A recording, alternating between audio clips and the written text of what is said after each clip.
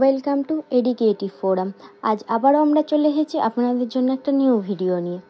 আমাদের running project 10 Dutta Bose রোডের ওপর রিজেন্ট অ্যাপার্টমেন্টে। আজ আমরা দেখাবো ফল সিলিংগুলোতে লাইটস লাগানোর পরে ঠিক কতটা সুন্দর লাগছে। সো চলুন দেখে নেওয়া যাক কীভাবে সেই কাজগুলো চলছে। দেখতেই ভালো লাগছে।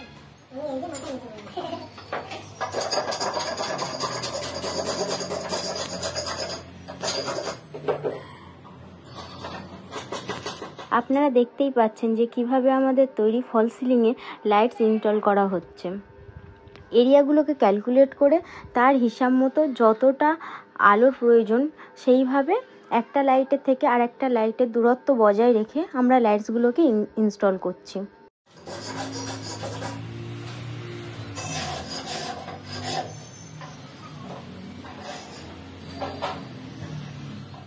আমরা এখানে ইউজ করছি এলইডি রাউন্ড শেপের লাইটস উইথ মেটাল বডি আর কালারটা ন্যাচারাল হোয়াইট।